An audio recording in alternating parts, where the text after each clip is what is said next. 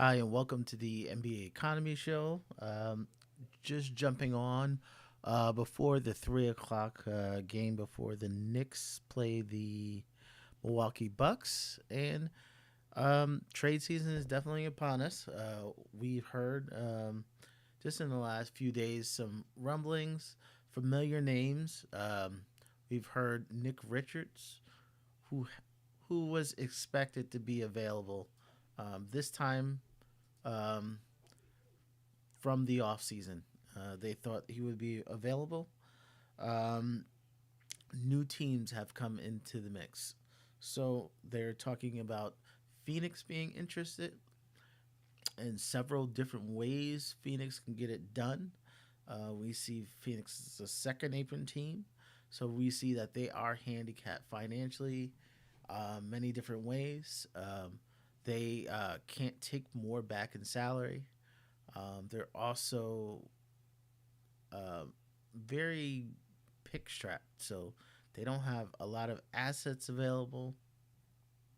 So they have very few things they can offer, but they're very much after him. Also, the Knicks have been rumored to be interested in him since the offseason. So since the offseason, even before the cat trade, the Knicks were interested in Nick Richards. And what Nick Richards has been is um, he kind of has been kind of the de facto starter since their starting big has just basically been injured last year. And even the beginning of this year, Nick Richards has been the starter for Charlotte. At the same time, that's not a big feat because Charlotte has been a horrible team that entire time. But he's putting up decent numbers. He isn't a huge scorer, but he does give you rebounds and he plays big on the inside. He's not your modern shooting big who's shooting threes, and he's not that outside threat. But this is something he is somewhat of your traditional center. Back in the days, yes, he probably would have been a big deal, but the modern NBA, um, uh, where shooting is prioritized, he is not one of those premier centers. So we're not going to just fly off the handle and say he's the next coming of anything.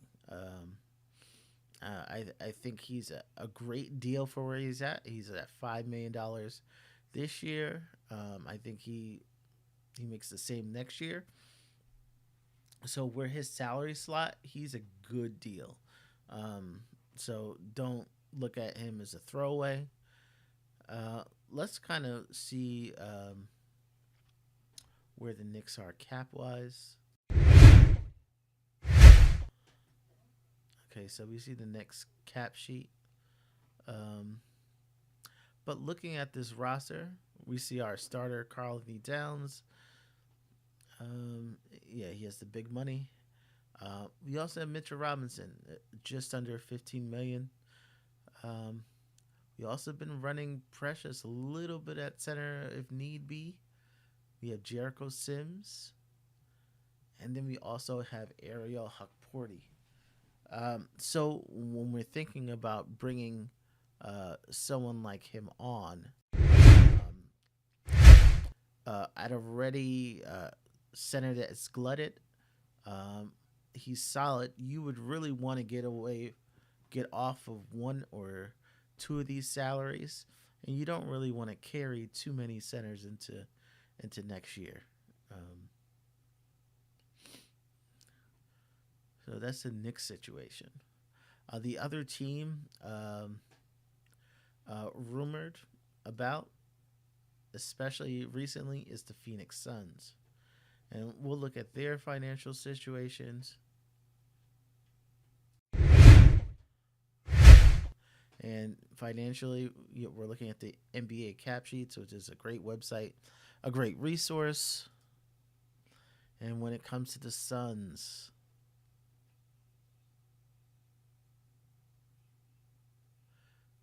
They are 30, almost 32 million,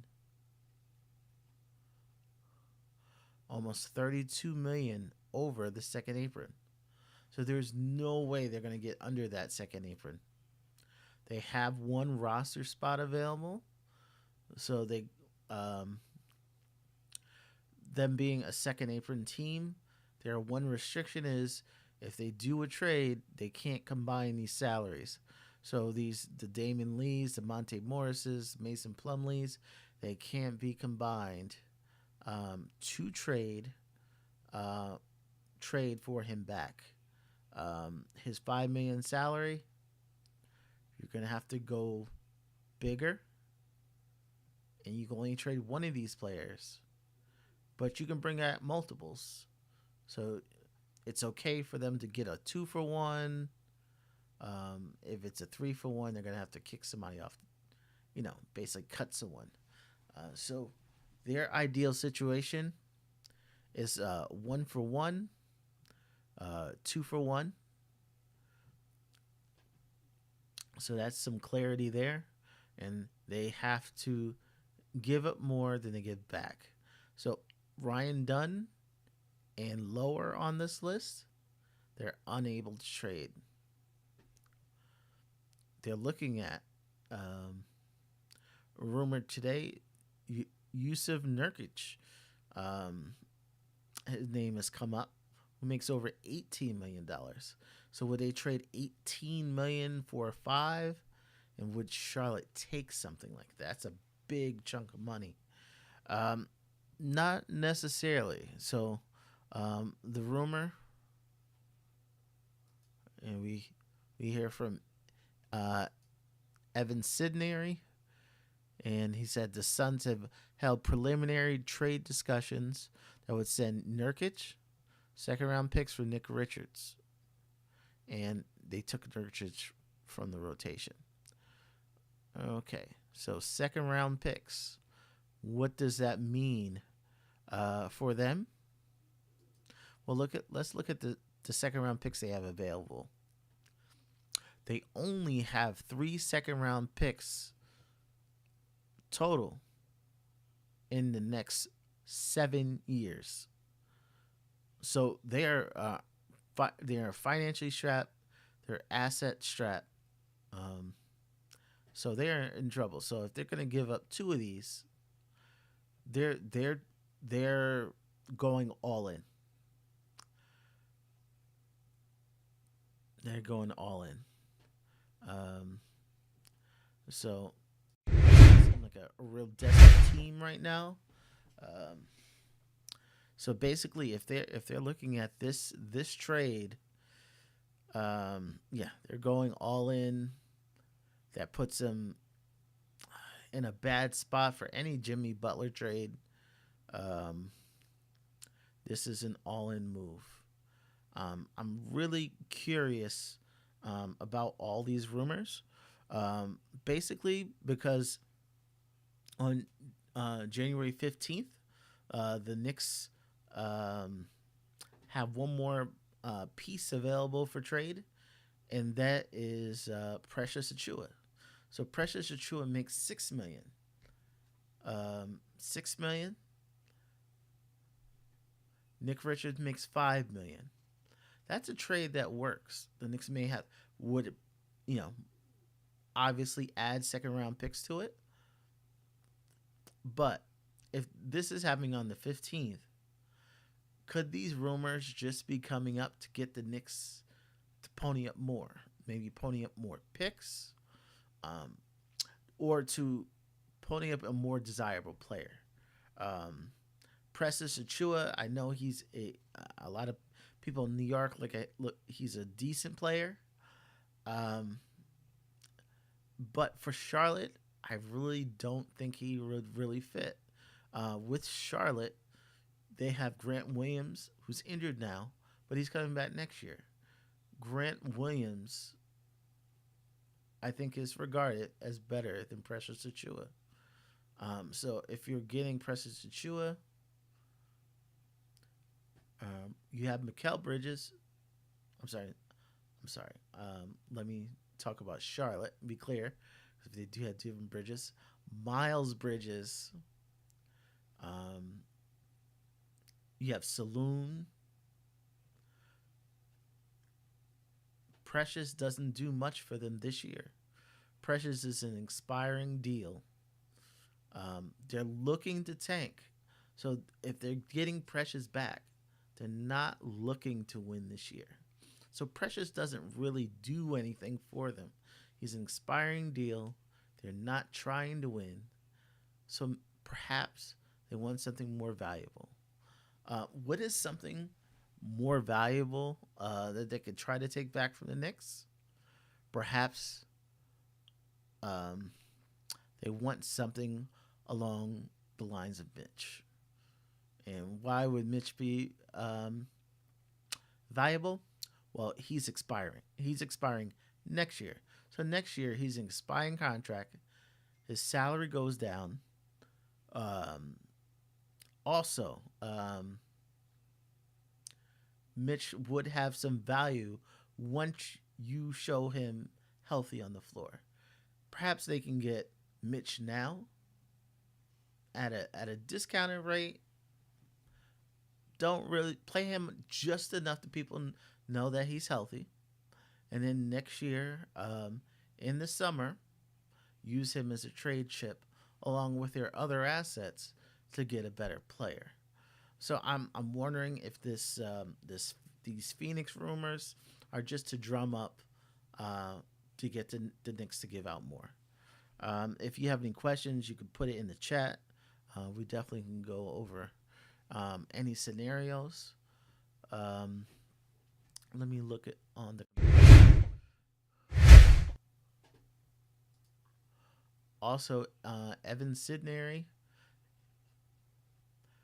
brought up Josh Okogie on the Phoenix side. So they also on Josh Okogie, he also becomes a trade chip on the 15th, and makes a little bit over 8 million. So maybe the 8.3 million of Okogie would make more sense. They'll see more as an asset than Precious Achua. Okay. We would definitely see. Let me see. Do I? The funny thing about is if the Knicks do trade for Nick Richards and we use Precious Achua, that would give us four legit centers on this Knicks roster. And four centers roster is a no go. Basically, if you have Cat as the starter, you would have Mitchell Robinson, who has starter experience. You have Nick Richards, who has starter experience playing backup, and that wouldn't be good. It would be it that would be rich at the position, but when you have deficits on the bench, that's not good. So there's a good chance if the Knicks trade Precious Achua for Nick Richards, the Knicks may be encouraged to then trade Mitchell Robinson to fill out other positions, even if they can't get the best return for him. So maybe you can get two bench pieces for Mitch. Um, hopefully a wing, but another situation is they can be like Phoenix and try to put Mitch in the trade,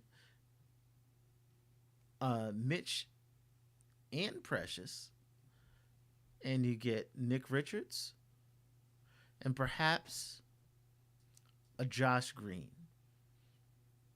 And one note about Josh Green is that he did play with Brunson in Dallas. So I don't know if that connection would be positive or negative. Josh Green is an interesting choice but he's not the volume shooter. He's a decent defender. I think he's a good energy guy, but he is not the volume shooter you would want at shooting guard.